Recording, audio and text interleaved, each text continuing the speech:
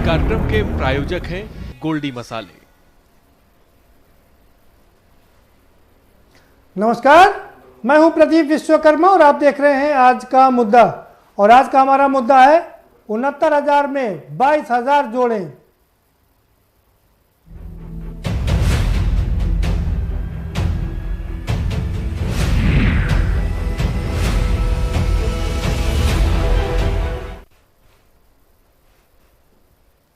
जी हाँ, 69,000 में 22,000 जोड़ने का मामला एक बार फिर से गरमा रहा है। यूँ तो सरकार लगातार लोगों को रोजगार देने की बात कर रही है और रोजगार दे भी रही है। 69,000 भर्तियां पूरी हो रही हैं क्योंकि दो काउंसलिंग हो चुकी है और बची हुई सीटों पर तीसरी काउंसलिंग होने वाली है। 30 तारीख तक उसके रिजल्ट भी आ जाएंगे, यानी कि 69,000 की ये भर्तियां पूरी हो जाएंगी। लेकिन ये 22,000 अभ्यर्थी ऐसे हैं जिनका ये मानना है कि उनके साथ अन्याय हुआ है।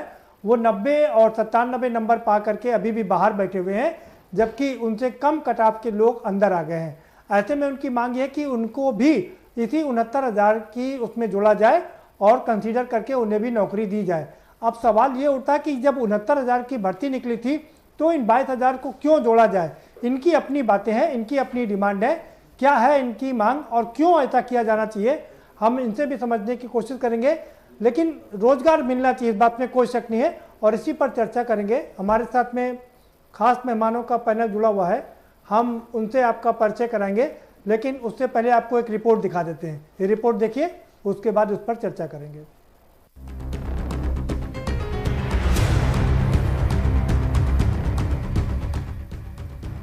बेरोजगार शिक्षकों ने गुहार लगाते हुए कहा था कि सरकार के अनुसार पूरे यूपी में करीब 2 लाख से अधिक प्राइमरी अध्यापकों की कमी है और इस सरकार के पास 1.37 लाख से शेष 22,000 पद की भी खाली है, जबकि बहुत से अभ्यर्थी 90 से 97% से अधिक 105 अंक लाकर भी बाहर है। बहुत ऐसे अभ्यर्थी बाहर है जिनका ये अंतिम मौका था। इसीलिए हम लोग सरकार से मांग करते हैं कि जब सरकार के मानक 60 से 65 कटऑफ पर लगभग 60,000 ATRE के पास अभ्यर्थी बैठा है तो सरकार सुप्रीम कोर्ट के आदेश का पालन क्यों नहीं कर रही है। जहां एक ओर बेरोजगार अभ्यर्थियों का कहना है कि वे गैर कानूनी तरीके से नियुक्ति की मांग नहीं कर रहे हैं, तो वहीं लगातार आंदोलन और प्रदर्शनों का सिलसिला जारी है। अब देखना यह होगा कि इनकी मांगों को लेकर सरकार क्या 22,000 अभ्यर्थियों के हित में फैसला लेगी या फिर इनकी निराशा कायम रहेगी। स्पेशल डेस्क के न्यूज इंडिया।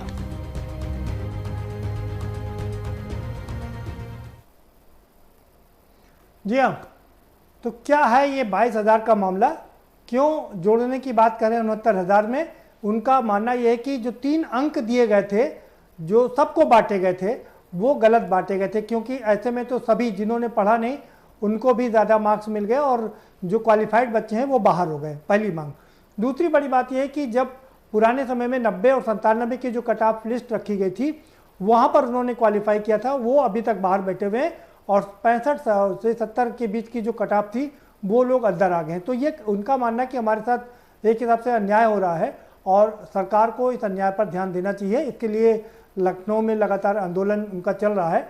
हम अपने खास मेहमानों से आपका परिचय करा देते हैं। और 22,000 जोड़ने की मुहिम को लेकर के जो प्रदर्शन चल रहा है उसके 3 अभ्यर्थी हमारे साथ में जुड़े हुए हैं। नेहा अग्रवाल हमारे साथ में जुड़ी हुई है, बहुत स्वागत है नेहा जी आपका। अंशुल मिश्रा हमारे साथ जुड़े हुए हैं, आपका भी बहुत स्वागत है अंशुल जी। और विकास मिश्रा भी हमारे साथ में जुड़े हुए हैं, आपका भी बहुत स्वागत है विकास जी। तीनों अभ्यर्थी हैं, ये बहुत स्वागत है। और राजनीतिक पार्टियों की तरफ से हमारे पास में शशांक यादव जी हमारे साथ जुड़ गए हैं, समाजवादी पार्टी के बहुत वरिष्ठ नेता हैं, बहुत स्वागत है शशांक जी आपका। सचिन रावत जी हमारे साथ में जुड़ चुके हैं, कांग्रेस के बहुत वरिष्ठ नेता हैं, आपका भी बहुत स्वागत है। और अब से कुछ देर बाद एक और खास मेहमान हमारे साथ जुड़ेंगे और हमेशा की तरह जब वो हमसे जुड़ेंगे तो हम उनका परिचय आपसे ज़रूर करवाएंगे। सीधा रुख करेंगे नेहा अग्रवाल का। नेहा जी बताइए, समस्या क्या है आपकी, क्यों चाहती हैं कि 22,000 जो लोग हैं उनको 69,000 में जोड़ा जाना चाहिए। 25 जुलाई 2017 को सुप्रीम कोर्ट ने आदेश दिया था कि शिक्षा मित्रों के समायोजन से जो सीटें रिक्त हुई हैं उन्हें 2 भर्तियों में पूरा भरा जाए।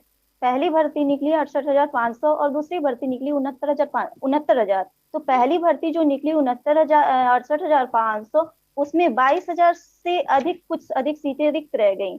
जो 1,37,000 शिक्षक भर्ती का ही हिस्सा है। और ये 69,000 शिक्षक भर्तियों में भी भर्ती में अभ्यर्थी रिक्त रह गए। तो जब रिक्त सीटें भी हैं, रिक्त अभ्यर्थी भी हैं, तो क्यों ना उन पदों पर अभ्यर्थियों को भर्तियां देकर के नौकरी दी जाए। बिल्कुल। अंशुल मिश्रा, बिल्कुल, अंशुल मिश्रा जी क्या कहेंगे आप, आपकी पहली प्रतिक्रिया। आपके द्वारा ये मुहिम चलाई गई है, पहले तो मैं इसका बहुत ज्यादा स्वागत करता हूं कि आपके चैनल के द्वारा हमको ये मौका दिया गया अपनी बात को हम उठा सकें। और दूसरा, जितने भी हमारे प्रदेश के नेता हैं, चाहे वो भाजपा भारतीय जनता पार्टी के हों, समाजवादी पार्टी के हों या कांग्रेस के हों, गांव, गरीब, मजदूर, किसान और युवा की बात करने वाले नेता, क्या 69,000 शिक्षक भर्ती का जो धरना इतने दिनों से चल रहा है या ज्ञापन कार्य सौंपा गया है, क्या इतने दिनों से इनके पास ये कोई अभ्यर्थी ज्ञापन लेकर नहीं गया?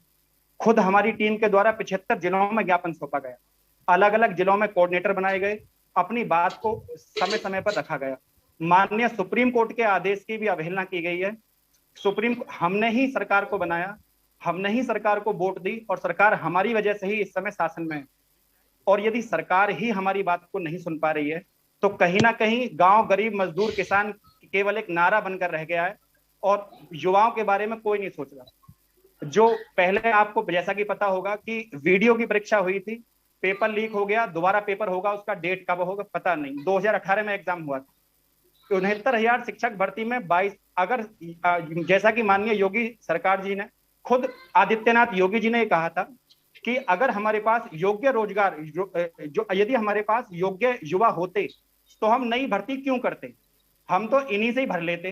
तो यदि अब देखिए, हम कोई किसी तरह की सरकार से कोई भीख नहीं मांग रहे, हम 90-97 कट ऑफ को पास करके आए हैं, हम योग्य हैं।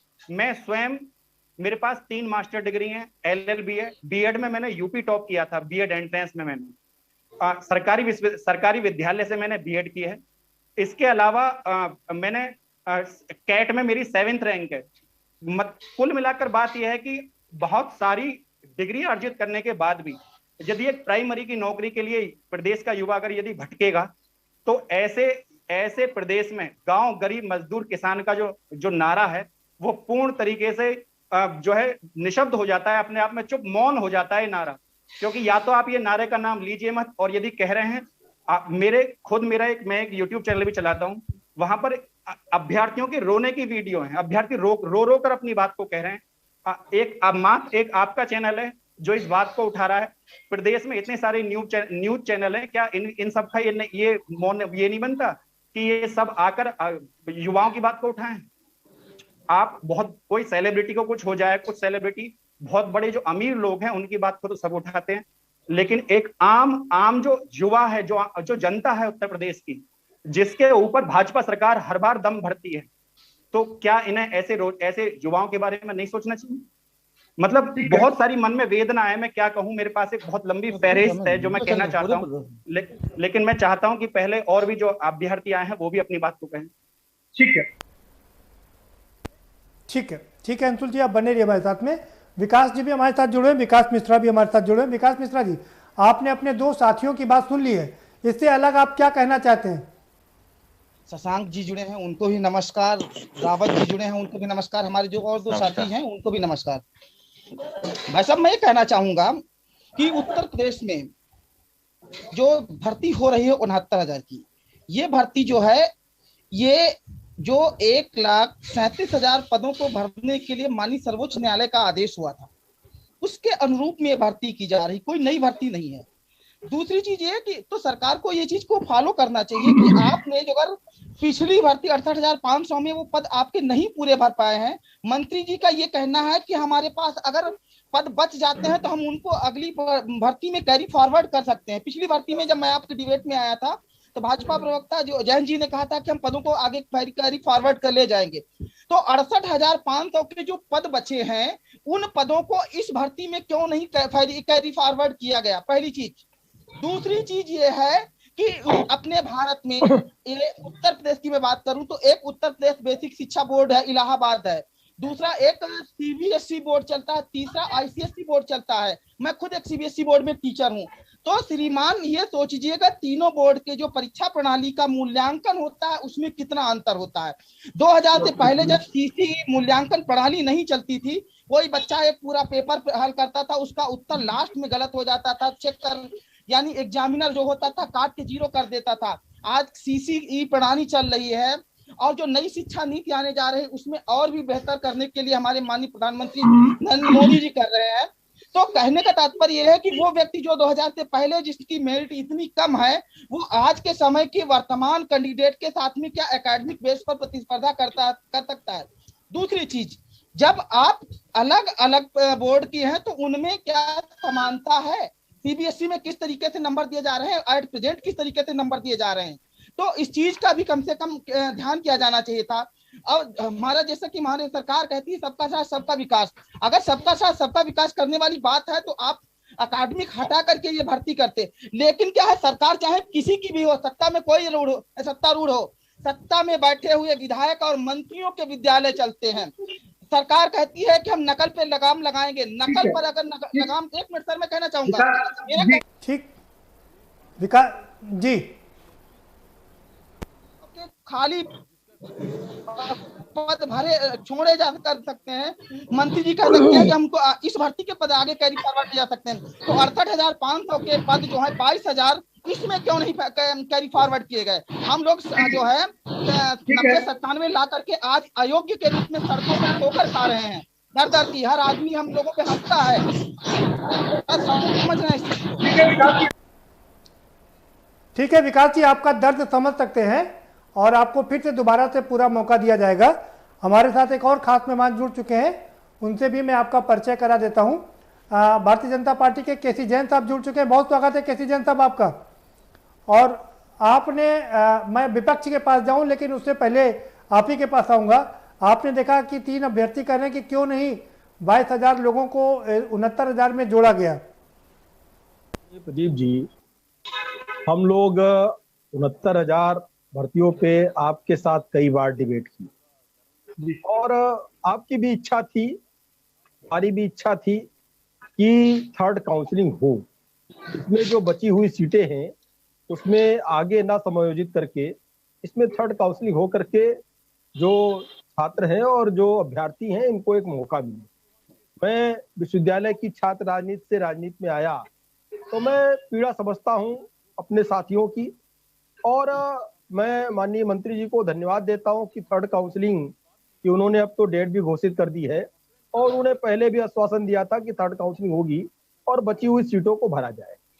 रही बात यह कि 85,500 की जो बात हो रही है, जो कि पहले ये निकली थी और इसमें लगभग 22,000 सीटें जो खाली रह गई थी। तो देखिए आदरणीय प्रदीप जी, थोड़ा सा टेक्निकल मामला है क्योंकि इसमें जो नंबर थे और नंबरों का जब जिस तरीके से हमारे अभ्यर्थी, हमारे भाई बहन जो हैं वो कह रहे हैं कि नॉर्मलाइजेशन में जो उनके उस समय की मार्कशीट होती थी, उस समय इंटर हाई स्कूल में जो नंबर मिलते थे वो काफी कम मिलते थे, इसलिए नॉर्मलाइजेशन में हम लोगों को वो अवसर नहीं मिला जो आज के बच्चों को, आज के अभ्यर्थियों को मिल रहा है। अगर आज के समय में हम एग्जाम देते तो शायद नंबर हमारे भी ज्यादा होते। उसका कहना भी सही है, सही हो सकता है, लेकिन देखिए हर एक एग्जाम की एक अलग प्रणाली है। अगर इस तरीके से हम तुलना करने लगेंगे तब तो कोई भी परीक्षा हम भर्ती नहीं कर पाएंगे। अब इस कोरोना काल में जिनको merit A grade, B grade, C grade दे करके जो इंटरनल एग्जाम थे उनके आधार पर बोर्ड की परीक्षाओं को स्थगित करके हाई स्कूल और इंटर के बच्चों को ग्रेड दी करके उनको पास किया गया है। कल को जब वो जॉब में आएंगे तो कहेंगे इन्होंने तो एग्जाम ही नहीं दिया, तो इनका तो कोई अधिकार ही नहीं बनता। अधिकार तो केवल हम लोग बनता है जो इससे पहले जिन लोगों ने एग्जाम दिया। तो देखिए हर एक एग्जाम का विकास जी आप नहीं अंशुल जी अभी आप रुकिए, विकास जी आप भी रुकिए, पहले केसी जैन साहब को अपनी बात पूरी करने दीजिए और बाकी के मेहमानों के पास मैं जाऊंगा, उसके बाद आपके पास आऊंगा। जी 62,000 भर्तियों में था, तो देखिए अगर सरकार के पास में, अगर हमारे पास में सीटें खाली हैं और वो योग्य अभ्यर्थियों की आवश्यकता है जिससे कि शिक्षा प्रणाली को बेहतर किया जा सके, और हमारे पास अगर योग्य अभ्यर्थी हैं तो उनको अवसर मिलना चाहिए। मैं फिर जिस प्रकार से 62,000 की सीटों में हमने अपनी बात रखी थी, ये मेरे व्यक्तिगत विचार है प्रदीप जी, ये पार्टी की तरफ से नहीं है। ये मेरी व्यक्तिगत इच्छा है कि जो ये अभ्यर्थी है जिनकी ये डिमांड है कि जो पहले से सीटें जो सिलेक्ट नहीं हो पाए और जो सीटें खाली हैं वो तो उनको एक अवसर मिल जाए तो बेहतर है। लेकिन ये टेक्निकल चीजें हैं, ये सरकार को और जो भर्ती प्रणाली है उसको देखना पड़ेगा और उसके हिसाब से निर्णय होगा। लेकिन ये तुलना, देखिए तुलना गलत है ये कि उनको नंबर तब ज्यादा मिल गए थे, अब कम मिल गए हैं हमको नंबर, हमको कम मिले थे, इनको ज्यादा मिले थे। बिल्कुल ठीक बात है। तो समय समय अलग अलग परिस्थितियां, अलग अलग काल, अलग अलग समय में एग्जाम होते हैं, अलग अलग तरीके की पढ़ाई होती है। आईएएस की भी बात अगर हम करें तो अब पिछले 10 साल का अगर हम पेपर उठाएं आईएएस का तो बहुत ही हल्का लगेगा। ठीक है, आएंगे जैन साहब, रुकिए। अंशुल जी आप भी रुकिए, पहले हम अपने सारे मेहमानों को चर्चा में शामिल करेंगे। शशांक जी क्या कहेंगे? आप अपने सारे लोगों की बात सुनी, आपकी पहली प्रतिक्रिया ये है कि जो हमारे तीनों अभ्यर्थियों ने जो मुद्दा उठाया है वो लगभग कॉमन सी बात है, तीनों ने एक ही बात रखी है और इस पर सरकार को विचार करना चाहिए। और बीच में एक साथी ने कहा था कि क्या विपक्ष ने ये बातें नहीं उठाई, तो अंशुल भाई को बता दें कि ये एटलीस्ट विधान परिषद में 2 बार ये मसला उठा भी था। और मैं अभी कंक्लूड करते हुए बाद में डिटेल में बाद में आपसे बात करूंगा। मैं एक सीधी सी बात है, जैन साहब बैठे हुए हैं, गवर्नमेंट ने अभी एक डिसीजन लिया कि अब टीईटी स्थायी रहेगा, अब आजीवन और टीईटी का नंबर रहेगा जी। मंशा क्या हुई कि बार बार का परीक्षा वो नहीं लेना चाहते। अब उससे पहले 68,500 की हुई तो वहां के कट ऑफ मार्क दूसरे थे और 69,000 वाली जो थी उसके कट ऑफ मार्क दूसरे थे। यहाँ पर एक जो सबसे महत्वपूर्ण बात है, एक सरकार के पास मौका है, तमाम ऐसे अभ्यर्थी जिनकी उम्र निकल जाएगी अगली जो नौकरी जब तक ये निकालेंगे, गवर्नमेंट के दिमाग में ये हो सकता है कि 22,000 की नई रिक्ति को निकाल के इलेक्शन ईयर है कुछ फायदा उठा लें। लेकिन बेस्ट वे तो जो बच्चे बात उठा रहे हैं बिल्कुल सही है कि कैरी फॉरवर्ड क्यों नहीं हो सकता। पीछे जैन साहब भी इस बात के लिए थे और लगभग सभी की सहमति थी कि जो चीजें छूटी हुई है उनको कैरी फॉरवर्ड कर लिया जाए। और दूसरी बार के जो अभी 69,000 वाला जो हुआ है उसमें तो 90 और 97 से ऊपर तक के बच्चों ने जो है अपना टीईटी का नंबर निकाला है। तो मुझे लग रहा है कि इनकी बात को कंसीडर गवर्नमेंट को करना चाहिए और इस चीज पर विशेष ध्यान देना चाहिए कि जो अभ्यर्थी अगले वर्ष ओवर एज हो जाएंगे और साथ में एक मौका है गवर्नमेंट के पास कि जो बैकवर्ड क्लासेस की तरफ से जो बात उठ रही है कि उनका नुकसान हुआ है, इन सारी चीजों को वो समाहित कर सकते हैं और गवर्नमेंट एक जो है एक अच्छा काम कर सकती है कि बैकवर्ड्स की भी जो कह रहे हैं कि साहब जो आयोग तक मैटर पहुंचा कि कोटा पूरा नहीं है और तमाम वो अभ्यर्थी जिनकी आयु निकल सकती है उनको एक मौका मिल सकता है। तो मुझे लग रहा है कि इन अभ्यर्थियों ने जो बात उठाई है इस पर गवर्नमेंट को गंभीरता से विचार करना चाहिए। ठीक है, ठीक है। सचिन, ठीक है। सचिन जी क्या कहेंगे आप? की बात मैंने सुनी और अंकुश जी की बात सुनी और विकास जी की बात सुनी। इन अभ्यर्थियों की बात से हजारों हजार जो हमारे छात्र हैं जो बेरोजगार हैं जिन्होंने आवेदन किया था और उनकी बात को लगातार सरकार डिनाई कर रही थी, तो कम से कम आपके चैनल को और आपको सलाम करना चाहूंगा कि ऐसी विषम परिस्थितियों में भी आप छात्रों की आवाज को मुखर होकर के अपने चैनल के माध्यम से उठा रहे हैं। मैं एक बात कहना चाहूंगा, यहाँ जैन साहब हैं, जैन साहब ने इससे पहले कई बार 68,000 के मामलों में हो या 69,000 के भर्ती के मामलों में हो या रोजगार के मामलों में कई बार चर्चा में हिस्सा लिया। लेकिन क्या समझा जाए, सरकार क्यों नहीं संवेदनशील है? अगर लगातार हम लोग विपक्ष में हैं, आदरणीय प्रियंका गांधी जी ने हर बार मुद्दा उठाया है, वो शिक्षक भर्ती का मामला हो या अनुदेशकों का मामला हो या शिक्षा मित्रों का मामला हो, सारे मामलों में आदरणीय प्रियंका गांधी जी ने लगातार सरकार के खिलाफ आवाज को बुलंद किया है। लेकिन सरकार की संवेदनशीलता देखिए कि ये लोग हर भर्ती में इतना घालमेल क्यों करते हैं।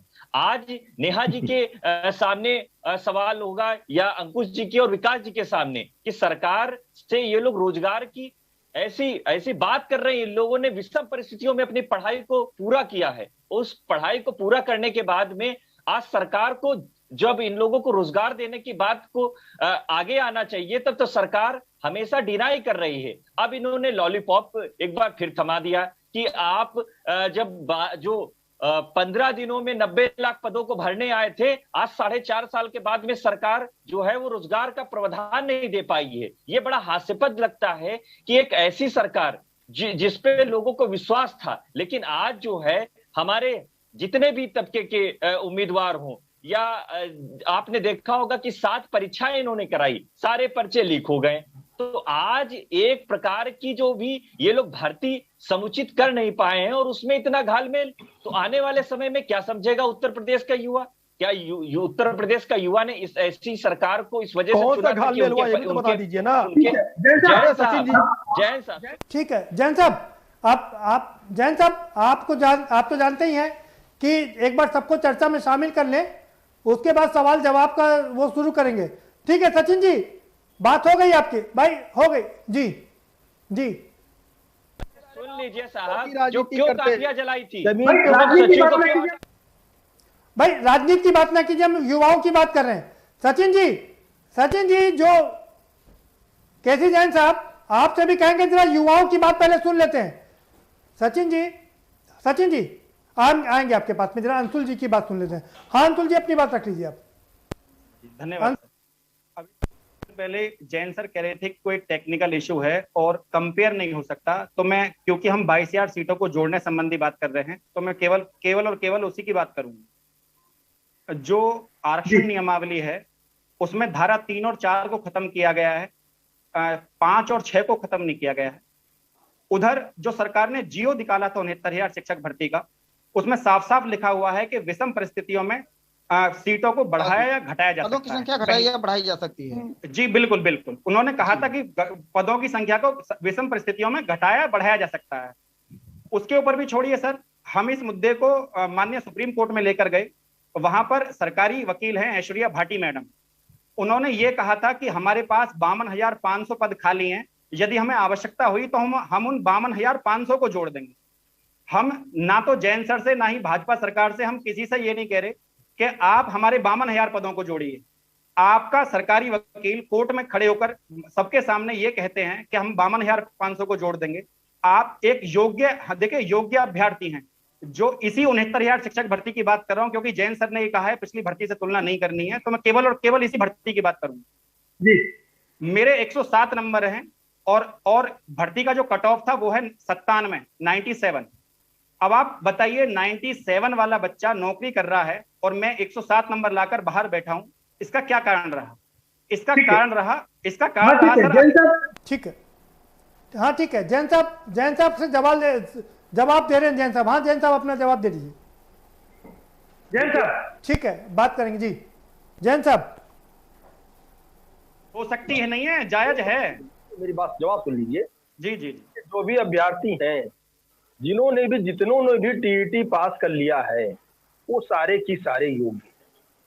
अब रही बात ये भर्ती की, देखिए भर्ती की एक प्रक्रिया होती है, और जब भर्ती की एक प्रक्रिया है और उसमें आप ये कह रहे हैं कि हमारे 107 नंबर है, कट ऑफ आपने जो जारी किया वो आपने जारी किया 97।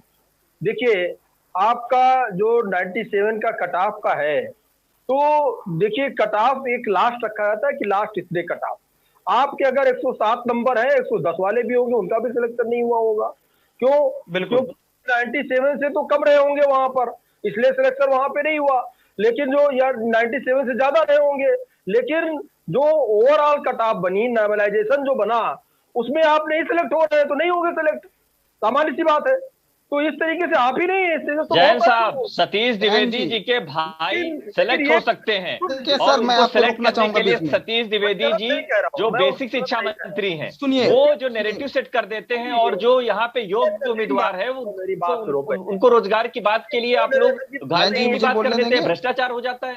ये जो सिलेक्शन की कमेटी है उसमें सतीश जी नहीं बैठते, मंत्री जी नहीं बैठते उसमें सिलेक्शन कमेटी में। तो मंत्री जी के भाई तो सिलेक्ट हो जाते हैं प्रोफेसर में, वो कौन से क्राइटेरिया से सिलेक्ट होते हैं? सर मैं कुछ कहना चाहूँ। विकास साहब के पास आऊंगा जी। अपनी बात पूरी कर लीजिए। ठीक है विकास जी, अपनी बात पूरी कर लीजिए। ठीक है विकास जी, अपनी, ठीक है अंशुल जी आपकी बात हो गई, विकास जी आप अपनी बात रख लीजिए। जैन जी 1 मिनट मेरी बात सुनिएगा। तो ठीक रहेगा। मैं तो बहुत सारी बात होगी। देखिए जैन जी, जैन साहब विकास जी, जैन साहब को अपनी बात पूरी कर लेने दीजिए जी, पूरी कर लीजिए जी।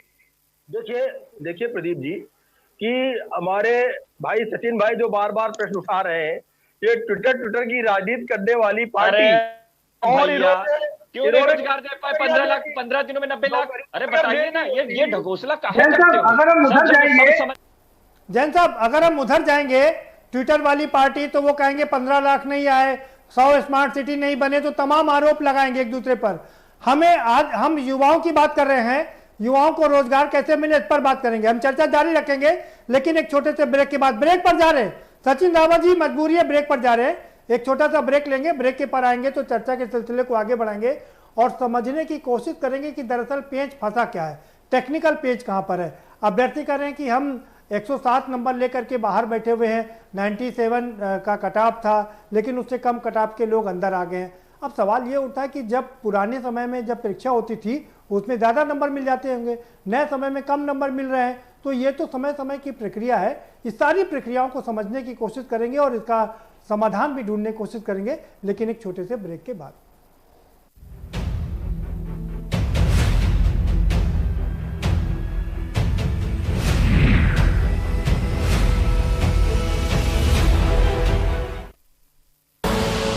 आप देख रहे हैं के न्यूज, खबरों का सारथी।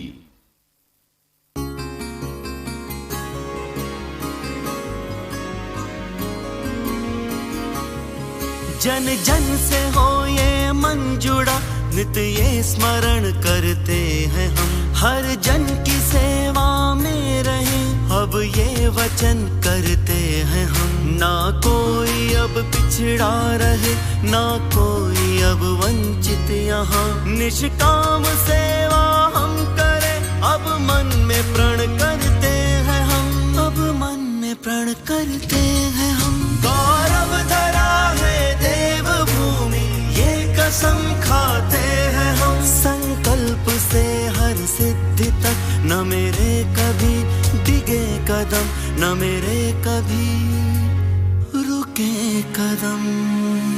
सेवा, समर्पण और विश्वास के 100 दिन, जनता के द्वार, तीरथ सरकार। जुबान के लिए उड़ चला गैरों की ज़मीं पर, खुशबू अपनेपन की ढूंढता और दूर कितना भी जा, इस जुबान से दूर ना जा पाओगे। विमल, बोलो जुबान केसरी। और खुशबू में झूम के भाई लेके आए गोल्डी मसाले। गोल्डी मसाले, खुशबू और स्वाद ऐसा तो रिश्तों में गुस्सा कैसा।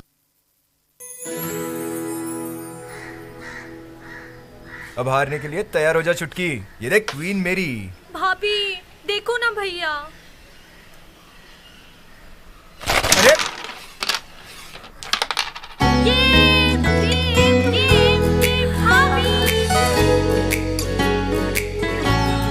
पिटारा, खजाना खास पलों का।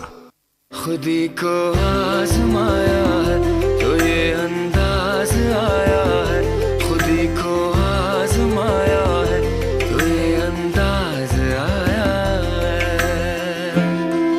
तुम में भी मैं हूं, शुद्ध प्लस पान मसाला। आप देख रहे हैं के न्यूज, खबरों का सारथी।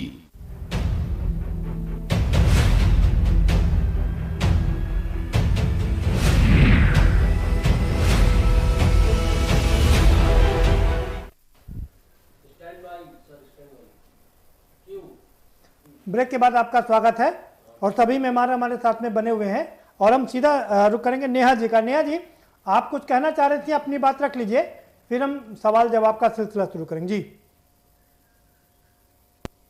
के लिए ठीक है, एक समय तक उनकी हम बात मान लेते हैं, लेकिन उनको ज्ञात होगा कि 40-45 कट ऑफ और 60-65 कट ऑफ के लिए अच्छी खासी साल 1.5 साल तक चली कोर्ट में मैटर।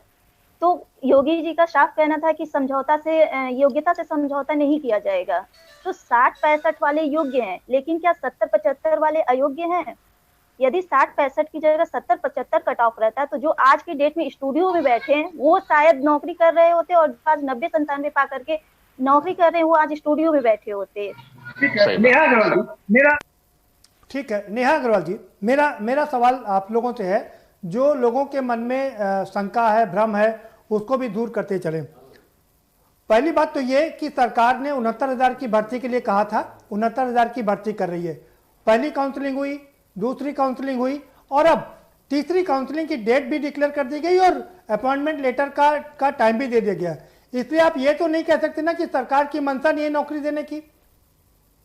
लेकिन योग्यता की बात जो हमारे माननीय मुख्यमंत्री जी कहते हैं, लेकिन 60-65 जब योग्यता है तो 70-75 भी तो अयोग्यता नहीं है सर। हमारी डिमांड नेहा जी दूसरा सवाल जी हैं आगे 1.5-2 लाख की सीटें अभी खाली हैं, उनको जोड़ करके भर्ती सबको किया जाए, ये भी डिमांड नहीं है। जो सिर्फ सुप्रीम कोर्ट का आदेश है 1,37,000 शिक्षक भर्ती का, उसकी पहली भर्ती 68,500 की बची हुई रिक्त सीटों को जोड़ने की बात कर रहे हैं। जो अब नेहा जी आप मुझे ये बता दीजिए 68,500 में मात्र 6 से 7,000 वैकेंसी ही खाली पड़ी हैं, सीट्स हैं। ऐसे में 22,000 कैसे जुड़ सकता है उसमें? 1000 सीट ही भरी गई थी जी, और शेष पद बाकी कुछ मूल्यांकन हुआ, कुल मिला के सब जोड़ा जाए तो लगभग 22,000 उसी के पद के हैं। मैं एक चीज कैसी जो जैन जी से पूछना चाह रहा हूँ। नहीं विकास जी पहले मेरे सवाल का जवाब दीजिए। आप जैन साहब का सवाल बात जी हाँ नेहा जी। 68,000 की शिक्षक भर्ती की रिक्त सीटें हैं, लेकिन 68,500 में लगभग 22,000 सीटें रिक्त हैं। अच्छा आप चाहती हैं कि 68,500 की जो रिक्त सीट है वो भी इसमें इंक्लूड कर दी जाए। ये वैकेंसी नेहा जी सवाल ये उठता है, ये वैकेंसी तो 69,000 की निकली थी ना जी, वो अलग अलग है। लेकिन अभी जो लेटेस्ट भर्ती निकली थी, विकास जी मैं आपसे भी समझना चाहूंगा, ये जो अभी लेटेस्ट वैकेंसी निकली थी उसमें तो 69,000 की वैकेंसी थी ना, और वो पूरी हो रही है। 35,000 पद भरने हैं 2 भर्तियों में। आप 68,500 के बाद में जितने पद होने चाहिए वो दूसरी भर्ती में पूरे होने या नहीं चाहिए। मेरा जयंत जी से एक सवाल है, क्या भाजपा सरकार को माननीय सर्वोच्च न्यायालय के आदेश का कोई महत्व नहीं समझ में आता? पहली बात। दूसरी बात, जयंत जी ने ये कहा कि आपका अकादमिक समय के समय इसमें वर्तमान, मुझे पूरी बात कहने दीजिएगा। 3 नंबर कॉमन दिए गए, ठीक है सर, 3 नंबर कॉमन दिए गए, जिसका 94 था 97 हो गया, वो क्वालिफाई कर गया। 87 था वो 90 हो गया, तो वो तो आपको भी मिले ना 107। विकास जी वो 3 नंबर तो आपको भी मिले ना। तो कहना जिस नहीं मिले हैं सर सबको, जिसके 3 नंबर 3 क्वेश्चन पहले से सही थे उसको 1 नंबर भी नहीं मिला है, उसको 0 मिला है। अधिकारियों की आपको कैसे पता कि आपके तीनों आंसर सही थे? कैसे पता कि आपके तीनों आंसर सही थे? वो तो कॉमन 3 नंबर सभी को मिले हैं ना, उसमें किसी को जी, जिसको जो 94 था उसका 97 ऑटोमेटिक हो गया, जिसका 97 था वो 90 हो गया, जिसको जो 3 नंबर पहले थे, जिसको पहले से मिल चुके हैं उसको क्या मिला? आ रहा हूँ सचिन जी, आपके पास आऊंगा जी। ठीक है, आप भी कुछ कहना चाह रहे हैं अंशुल जी? आप भी कुछ कर जी, ठीक है, बात भी सुन लेते हैं जी सर। पहले तो सर जैन सर जो कह रहे थे जी सर, क्योंकि सर भाजपा के यहाँ पर हमारे सामने केवल जैन सर हैं, तो इनसे ही हमारा प्रश्न है, क्योंकि सरकार में इस समय ये है, तो इन्हीं से हमारे प्रश्न बनते हैं। और आपका बड़ा आभार कि आपने इस मुद्दे को नेशनल मीडिया में उठाया। मैं थोड़ा जो भ्रम की स्थिति ना वो भ्रम की मैं थोड़ा जो भ्रम की स्थिति ना वो भ्रम की स्थिति भी दूर करना चाह रहा हूँ, जिससे करोड़ों लोग देख सके कि इसमें कहीं भ्रम तो नहीं है। जी बताइए। आपको सारांश बता देता हूं, क्योंकि कई बार जो हमारे जैन सर हैं वो भी नॉर्मलाइजेशन का नाम ले रहे हैं, जबकि इस भर्ती में नॉर्मलाइजेशन की कोई प्रक्रिया ही नहीं थी। तो मैं इस भर्ती का थोड़ा सा आपको मैटर बता देता हूं। माननीय सुप्रीम कोर्ट ने 1,37,000 पदों को भरने का आदेश दिया, जिसके अंतर्गत पहले सरकार ने 68,500 भर्ती निकाली। उसमें से कुछ अभ्यर्थी कट ऑफ को नहीं पार कर पाए, उसी समय हमारे माननीय योगी आदित्यनाथ जी, जो कि हमारे प्रदेश के मुखिया हैं, उन्होंने बयान दिया यदि अभ्यर्थी कट ऑफ को पार कर लेते तो मैं इन सीटों को अवश्य भरता, जिसकी वीडियो भी मेरे पास है। ठीक है जी जी। उसके बाद फिर सरकार ने 1,37,000 पदों को पूरे भरने के क्रम में 69,000 भर्ती निकाली, लेकिन वो जो पिछली भर्ती में पद बच गए रह गए थे, सरकार ने वो इस वाली भर्ती में वो पद नहीं जोड़े, जबकि इसके लिए अभ्यर्थी माननीय कोर्ट में गए, न्यायालय में भी गए, जबकि इसके लिए अभ्यर्थी न्यायालय भी चले गए, लेकिन जी ठीक है अंतुल जी, आपकी बात समझ में आ गई। अब सवाल ये उठा, जो मेरा सवाल आपसे ये, जो लोगों में भ्रम है वो ये, 69,000 की वैकेंसी निकाली गई थी, वो तो पूरी हो गई। सरकार ने जो वादा किया था कि हम थर्ड काउंसलिंग भी कराएंगे, जैन साहब ने भी वादा करवाया था, और थर्ड काउंसलिंग भी हो रही है। आप ये तो मानेंगे ना कि 69,000 युवाओं को रोजगार मिला है ना? आदेश था, उसकी साफ सीधी अवहेलना हो रही है। सरकार ने 69,000 पदों में ही सुप्रीम कोर्ट की बात ही कहां सुनती सरकार? 69,000 भर्ती तो पूर्ण हो जाएगी, सरकार ने उनको 22,000 सीटों को क्यों नहीं जोड़ा इसमें? रह जाएगी सर। जैन साहब सवाल आपसे ये है, दो सवाल है आपसे। एक, शशांक यादव जी कह रहे हैं और अंशुल जी और बाकी अभ्यर्थी कह रहे हैं कि सुप्रीम कोर्ट के आदेशों की अवहेलना हो रही है। दूसरी ओर शशांक जी कह रहे हैं कि पिछड़ा वर्ग आयोग ने आदेश दिया, उसके भी आदेशों की अवहेलना हो रही है। आखिर ये चल क्या रहा है? जवाब लेने पहले एक मिनट केवल मैं चाहूंगा, बस मैं केवल 1 मिनट जैन जी से मैं कहना चाहूंगा कि मैं उस जमीन से आता हूं जो पंडित दीनदयाल जी की कर्मस्थली मोहम्मदी से है। पंडित दीनदयाल जी का एकात्म मानव दर्शन क्या इन्होंने नहीं पढ़ा है कि अंतिम व्यक्ति जो लाइन में लगा है उसको भी लाभ मिलना चाहिए? क्या पंडित दीनदयाल जी के अरे भारतीय जनता पार्टी और उनकी सरकारें इसी पर काम कर रही है। विकास जी आप क्यों नहीं समझ रहे हो? इसी पर जैन साहब, अंतिम व्यक्ति पता है कौन है विकास जी? अंतिम व्यक्ति है अडानी अंबानी, उनके लिए काम करती है मुझे अडानी अंबानी की कोई चर्चा नहीं करनी, मैं उत्तर प्रदेश ठीक है विकास। सचिन जी जवाब पहले जैन साहब से लेना, फिर आपके पास भी आएंगे, आपकी बात भी रह गई थी। हाँ जैन साहब, कि जो 68,500 भर्तियां थी और उसमें जो 22,000 भर्तियां बच गई या उसमें योग्य अभ्यर्थी नहीं मिले और इस कारण उनको नहीं लिया गया, तो उनको आगे समायोजित करने के लिए हम लोग सुप्रीम कोर्ट गए। क्या सुप्रीम कोर्ट से, देखिए मैं पेशे से अधिवक्ता भी हूँ, आप लोग साथ में बैठे, मैं बता दूं आपको, क्या माननीय सुप्रीम कोर्ट ने ऐसा कोई आदेश दिया कि इन भर्तियों को 68,000 जो आगे आप भर्तियां निकाल रहे हैं उसमें समायोजित किया जाए? अगर है तो आप वो आदेश हमको भेजिए, और इन्हीं भर्तियों के बाद में आपकी सारी की सारी जो 22,000 की आप मांग कर रहे हैं, मैं आपका मुकदमा सरकार के खिलाफ लड़ करके आप लोगों की भर्तियां करवाऊंगा। बताइए। दूसरी बात ये, 3 नंबर की जो आपने बात कह दी कि 3 नंबर क्यों बढ़ा दिए गए, देखिए जो व्यक्ति सिलेक्ट नहीं होता है वो तमाम सारे आरोप लगाता है, ये उन्हीं में से एक आरोप है।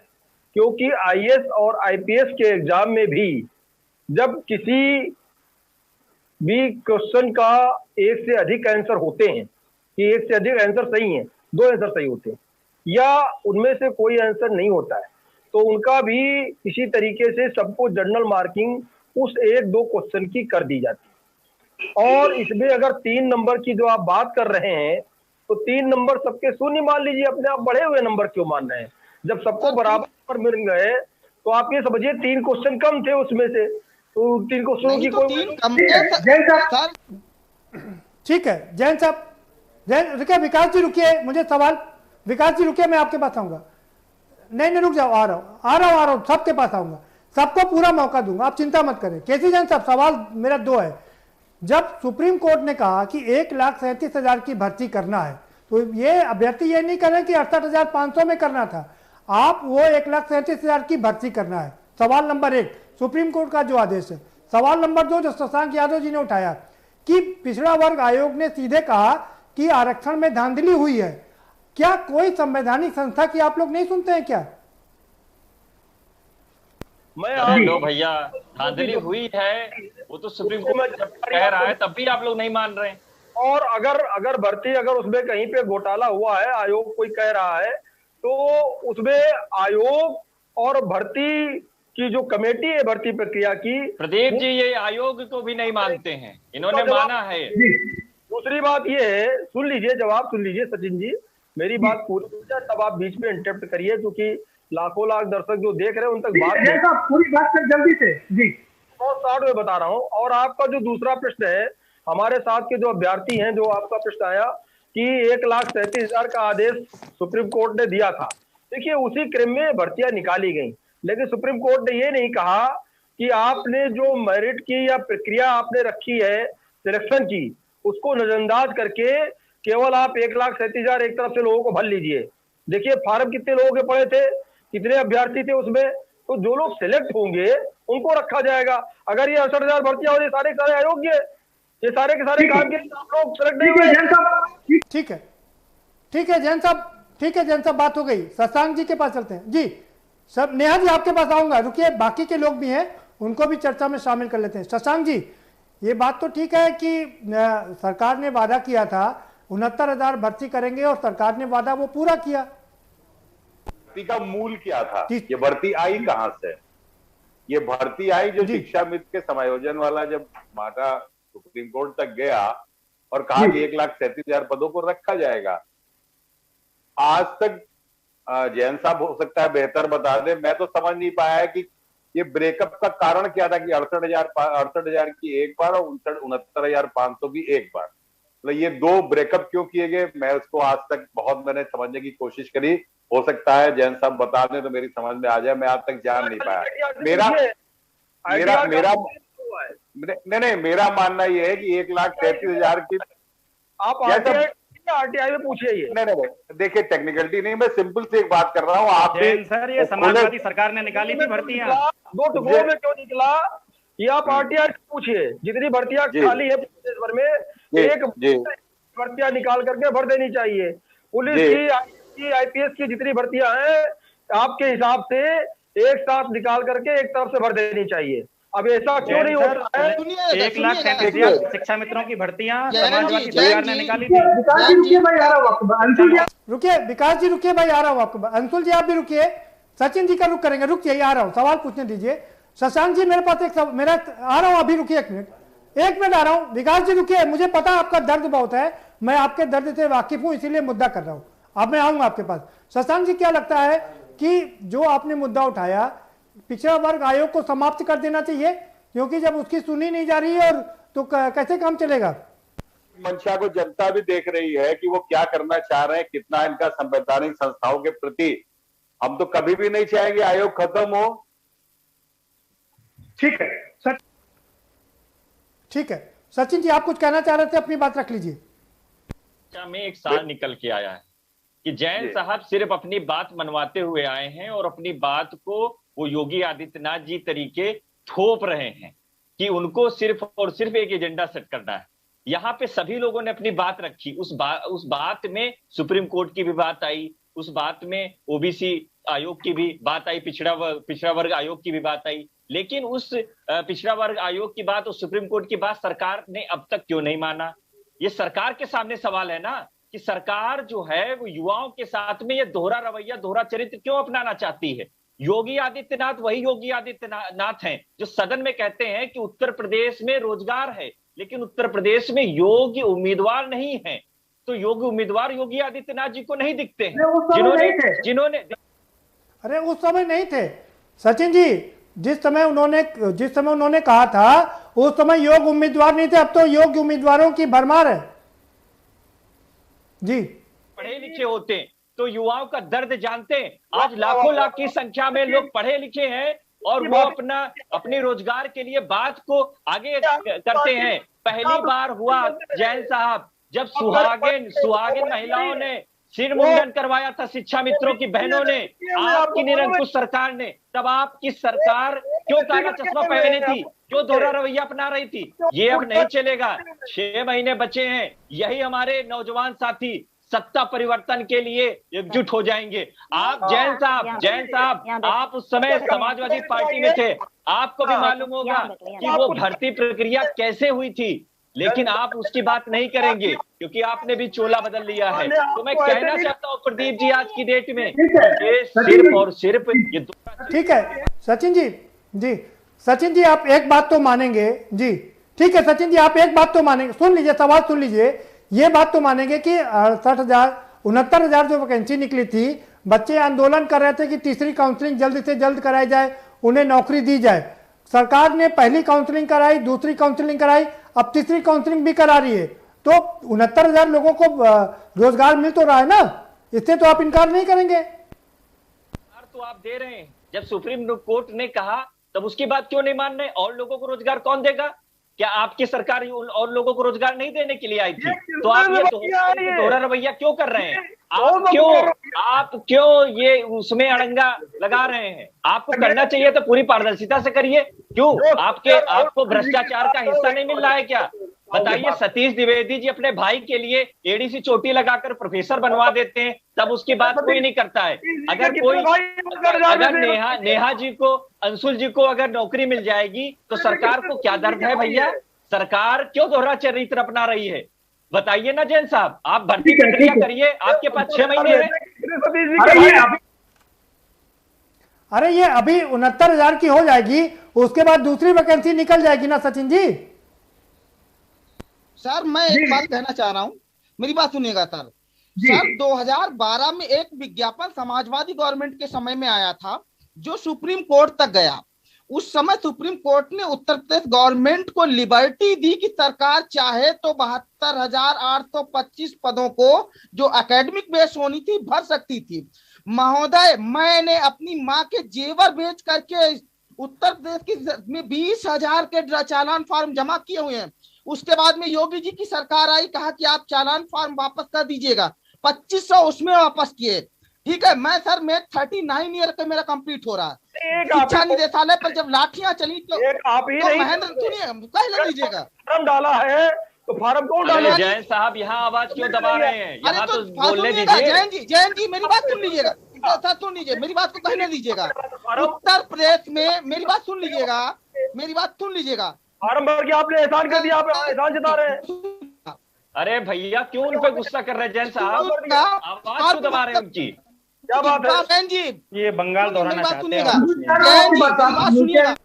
अंशुल जी आ रहा हूँ आपके पास, आप नीचे उंगली कर लीजिए, आप ही के पास आऊंगा जी। नरेंद्र मोदी जी ने जवाब ले लीजिए। माननीय नरेंद्र मोदी जी ने, मेरी बात सुन लीजिएगा जैन जी, पूरी ध्यान से विकास जी जल्दी से सवाल करिए, विकास जी जल्दी से सवाल करिए और सीधा जवाब लीजिए, समय कम है हमारे पास जी। सवर्णों के लिए 10% का कोटा दिया है, आरक्षण दिया है, लेकिन 69,000 की भर्ती में वो लागू नहीं हुआ है। सतीश द्विवेदी जी के भाई की बाद में भर्ती होती है, उसमें लागू होता है। गरीब के उत्तर प्रदेश के सवर्णों को बर्बाद करने के लिए आप ये व्यवस्था लाए हैं। नौकरी मिलना न मिलना ये अलग की बात है, लेकिन सवर्णों के अधिकारों की बात हो रही है। कैसे जैन साहब, अब एक मुद्दा और जुड़ गया उसमें। जैन साहब 3 बात हो गई, विकास जी बात हो गई आपकी, भाई विकास जी बात हो गई आपकी। EWS का आरक्षण नहीं दिया गया, इकोनॉमिक वीकर सेक्शन का जो आरक्षण था 10%, उसमें धांधली की गई। वो और जो बैकवर्ड का कोटा था वो भी नहीं दिया गया। बाकी सुप्रीम कोर्ट की बात नहीं मानी गई। ये 3 बड़े आरोप हैं शशांक केसी जैन साहब। ठीक है, विकास जी बात हो गई आपकी जी।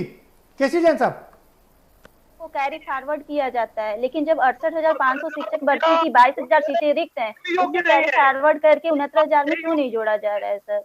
हम गुणवत्ता से समझौता करने के लिए नहीं कह रहे हैं सर कि आप 60-65 से नीचे जाइए। 60 जी नेहा जी ठीक है, सवाल मेरा आपसे किए हैं नेहा जी, मैं सवाल मेरा आपसे किए हैं, मैं आपसे समझना चाह रहा था कि हम अगर आपसे 10 साल पहले का IAS का पेपर देखें तो आपको बहुत इजी लगेगा, बहुत सरल लगेगा, लेकिन जैसे जैसे समय आगे बढ़ता जाता है कंपटीशन और टफ होता जाता है। आज के समय का IAS क्वालिफाई करना आसान काम नहीं है, तो इसलिए आपको नहीं लगता कि समय के साथ साथ कंपटीशन भी टफ होता जाता है? ये भी तो पता होना चाहिए कि सर IAS एकेडमिक में नहीं, लेकिन विकास मिश्रा जी 10 साल का IAS का अनसॉल्व पेपर देखेंगे तो वो आपको बहुत इजी लगेगा, और आप वर्तमान का देखेंगे तो बहुत टफ लगेगा। जी 2011 के टेट के पेपर ही बहुत सिंपल है सर। 2011 के टेट के पेपर है वो बहुत सिंपल है। हमें 8-10 साल बाद बीएड वालों को 8-10 साल बाद मौका मिला सर। और उस समय के टेट में और इस समय के टेट के पेपर में बहुत अंतर है सर। आपकी बात से मैं पूरी तरह सहमत हूँ जी, बिल्कुल ठीक करें, आपकी भावना से मैं सहमत। हाँ अंशुल जी अपनी बात रख लीजिए। ऐसा कोई सुप्रीम कोर्ट का आदेश होता तो मैं स्वयं सरकार के खिलाफ जाता। तो सबसे पहले तो मैं उनसे ये कहना चाहूंगा कि भोला प्रसाद शुक्ला वाला जो केस है उसमें 1,37,000 पदों का समायोजन लिखा है। भोला प्रसाद बनाम उत्तर प्रदेश सरकार, भोला प्रसाद बनाम उत्तर प्रदेश सरकार केस है। 1,37,000 पदों को भरने का है। ये इनसे सुप्रीम कोर्ट ने ये नहीं कहा था कि आप 68,500 या 69,000 निकालो। इनसे केवल समायोजन करने के लिए कहा गया था। ये इनकी मंशा थी कि 2 बार में भरा जाए। पहली बात तो ये है। दूसरी बात यह है कि प्रॉब्लम सर 3 नंबर कॉमन देने की नहीं है कि आपने 3 नंबर कॉमन दिए। प्रॉब्लम यह है कि आप मुझे बताइए कि जो सीबीएसई बोर्ड में पढ़ने वाला बच्चा है और जो यूपी बोर्ड में पढ़ने वाला बच्चा है उसमें नंबरों में कितना अंतर होता है। जो अंशुल जी मैं आपसे भी एक काउंटर सवाल करूंगा, ठीक है अंशुल जी, मैं काउंटर सवाल आपसे करूंगा। मेरा एक सवाल सुन लीजिए। कानपुर यूनिवर्सिटी की डिग्री को कम तर आंका जाता है, लखनऊ यूनिवर्सिटी की डिग्री को ज्यादातर अच्छा बेहतर मापा जाता है, लेकिन नंबर तो कम नहीं किए जाते ना। नंबर तो सारी यूनिवर्सिटी के एक ही रहते हैं। ऐसे मैं उसका साइड इफेक्ट बताता हूं आपको। सबसे पहले उसमें सर ये हुआ कि जो यूपी बोर्ड है उसमें जो टॉपर बच्चा है उसके 82% नंबर आए। आप पिछले 3 साल का रिकॉर्ड उठा के देख लीजिए, 80, 82, 85। और जबकि सीबीएसई बोर्ड में अगर कोई बच्चा 80-85 नंबर लेकर आता है तो उससे ये कह देते हैं भाई तेरे नंबर कितने आए, ये तो बहुत कम नंबर है। ऐसे दोनों बच्चों का एक साथ। अच्छा दूसरी बात, भाजपा सरकार नहीं ये कहना गलत है कि नंबर कम है, क्योंकि हाँ समाजवादी पार्टी को पानी पी पी के कोसती है कि नकल चलवाई। यदि एकेडमिक के आधार पर ही भर्ती करनी थी तो सुपर टेट की परीक्षा क्यों कराई इन्होंने। उन 3 नंबरों को मिलने से यह हुआ कि बच्चा पहुंच गया 97 नंबर पे और फिर जैसे ही उसके एकेडमिक नंबर जुड़े वो मेरिट में आ गया। और तो उन 3 नंबरों का। लेकिन अंशुल जी आप इस बात पर सरकार को धन्यवाद देंगे कि ना सिर्फ 69,000 की पूरी भर्ती करवा रही है बल्कि टीईटी को आजीवन करार दे दिया है। आपकी डिग्री खराब नहीं जाएगी, ये तो बड़ा काम किया ना। सर ये ओवर एज समाजवादी सरकार लेकर आई थी। ओवर एज होने के बाद सरकार की निकाली हुई नहीं है। करेंगे क्या सर? उत्तर प्रदेश में 2,40,000 पद खाली पड़े हैं। 2,40,000 बिहार के सबसे ज्यादा शिक्षकों। अच्छा अब मेरे सभी अभ्यर्थियों से अनुरोध है जी, आप शांत हो जाएं क्योंकि विपक्ष की बात भी सुन लें, फिर जयंत साहब का फाइनल कमेंट लेंगे। जी शशांक जी आप कुछ कहना चाह रहे हैं? जी जयंत साहब तो बड़े होशियार आदमी है, बहुत टेक्निकल बातें बता देते हैं। मैं तो साधारण सी बात कह रहा हूँ कि मेरा अपना निजी नहीं 1,37,000 पद की भर्ती जो हुई है वो माननीय सुप्रीम कोर्ट के आदेश के अनुरूप हुई है शिक्षा मित्रों के संदर्भ में। उसमें से 22,000 पद रह गए। मेरा अपना मत है और मैं तो जो पत्र भी लिख चुका हूं, हम लोगों ने तमाम सामूहिक रूप से भी हमारे राष्ट्रीय अध्यक्ष माननीय अखिलेश जी को ये कहा तमाम लोगों ने, और उन्होंने बड़ी गंभीरता से इस बात को लिया है कि हम लोग का मानना है कि लगभग अभी भी 2 लाख के पद अभी भी खाली पड़े हुए और हमारी चिंता वो है 2,40,000 जी। और हमारा मानना यह है कि इस प्रक्रिया में तमाम ऐसे साथी जो जिनकी उम्र निकल रही है, आयु सीमा पार हो जाएगी, वो अगली बार की भर्ती में उनको मौका नहीं मिल पाएगा। लिहाजा हम लोगों ने यही कहा है कि अगर हमारी सरकार आएगी तो हम इन जो 22, क्योंकि हमें पूरा भरोसा है ये तीसरी भर्ती ये 22,000 की निकालेंगे नहीं, ये ऐसे ही पेंडिंग पड़ी रहेंगी। हम जो इसके रहे ये हम लोग का मानना है कि इनको मौका दिया जाना चाहिए, ये हमारा स्टैंड है। इसकी टेक्निकलिटी तो भी होगी वो निकाली जाएगी। चलिए ठीक है शशांक जी, समय इतना ही था। नहीं रुकिए आ रहा हूं। सचिन जी नहीं राजनीति नहीं, सचिन जी आपका फाइनल कमेंट। डेट में इन लोगों को किसी भी भर्ती से कोई भी संवेदनशीलता नहीं है। ये सिर्फ और सिर्फ एजेंडा सेट करते हैं, प्रोपेगेंडा बनाते हैं कि हम युवाओं को रोजगार देंगे। जो 15 दिन के अंदर 90 लाख पद भरने आई थी, आज आपने देखा होगा कि कितने पद भरे। अब इनकी चली चला की बेला है, अब इनकी सरकार दोबारा नहीं बनने वाली है। जिन लोगों को इन लोगों ने डेट किया, 4 लाख लोगों को नौकरी मिल चुकी है सचिन जी। बदलने के लिए उड़ता तैयार हैं। आप लोग हंस लीजिए, अब कोई फर्क नहीं पड़ने वाला है, क्योंकि इसको आप लोगों ने इतना पीछे कर दिया। ठीक है, युवाओं का भविष्य। अब आप लोग कितना भी हंस लीजिए, प्रोपेगेंडा सेट कर लीजिए। ठीक है, ठीक है, ठीक है। केसी जैन साहब, फाइनल कमेंट आपका।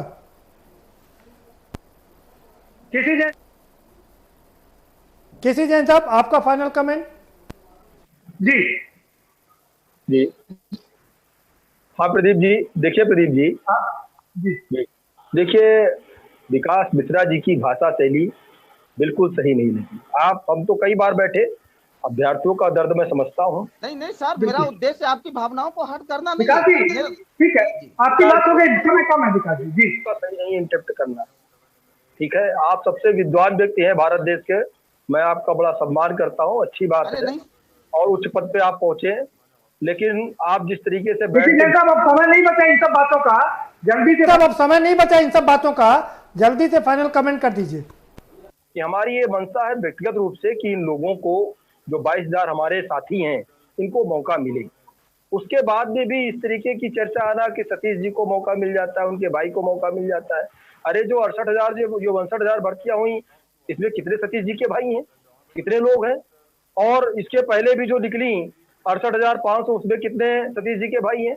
दूसरी बात ये, भाई को नौकरी दी थी ना, उनको इस्तीफा देना पड़ा। अरे ठीक है, ठीक है, बात हो गई जी। सब अयोग्य थे, ये आप अपने भाइयों पे ही तोहमत मार रहे हैं, ऐसा नहीं होना चाहिए।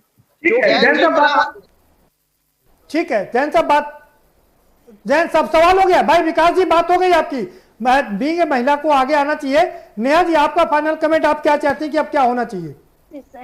महोदय से सिर्फ ये रिक्वेस्ट है, हाथ जोड़कर रिक्वेस्ट है कि सर जो भी 68,500 शिक्षक भर्ती की 22,000 बची हुई सीटें हैं, उनको 69,000 में जोड़कर सुप्रीम कोर्ट के आदेश अनुसार 1,37,000 शिक्षक भर्ती को पूर्ण करके हम जैसे बेरोजगारों को रोजगार दिया जाए। अंतुल जी 20 सेकंड है आपके पास जी। कि भाजपा सरकार ब्राह्मण, ठाकुर और जो बनिए हैं उनकी सरकार मानी जाती है। ये ब्राह्मण बनियों की सरकार कहते हैं कि हमने ब्राह्मण बनियों को, सभी लोग हैं भाई, पिछड़ों नहीं, उसमें सभी लोग हैं भाई, पिछड़ों और दलितों का भी पूरा योगदान है अंतुल जी। ठीक है भाई, अलग से मुद्दा नहीं, ठीक है अंतुल जी, बहुत शुक्रिया। आप सभी मेहमानों का बहुत धन्यवाद इस चर्चा में शामिल होने के लिए। कुल मिलाकर बात यह है कि सरकार ने 69,000 भर्ती के लिए वादा किया था और उन्होंने अपना वादा पूरा किया। तीसरी काउंसलिंग भी अब होने जा रही है, 30 तारीख को उनके लेटर भी निर्गत हो जाएंगे। लेकिन जो वैकेंसी खाली पड़ी है, इस बात में कोई शक नहीं है कि जो 22,000 की वैकेंसी है उसको भी सरकार को फिलअप करना चाहिए। सुप्रीम कोर्ट ने भी कहा है कि कोई दिक्कत नहीं है, आप इसको भर सकते हैं और इसमें आपको कहीं कोर्ट की तरफ से कोई दिक्कत पेश होने वाली नहीं है। सरकार भी ये कहती है कि उसके पास में योग्य उम्मीदवार नहीं है, अब उनके पास में योग्य उम्मीदवार भी हैं, तो उम्मीद कर सकते हैं कि सरकार इन योग्य उम्मीदवारों को भी नौकरी जरूर देगी, जिससे कि वो अपने प्रदेश का और देश का मान सम्मान बढ़ा सकें। फिलहाल इस कार्यक्रम में इतना ही, आप हमें दीजिए इजाजत और बाकी खबरों के लिए देखते रहिए के न्यूज इंडिया।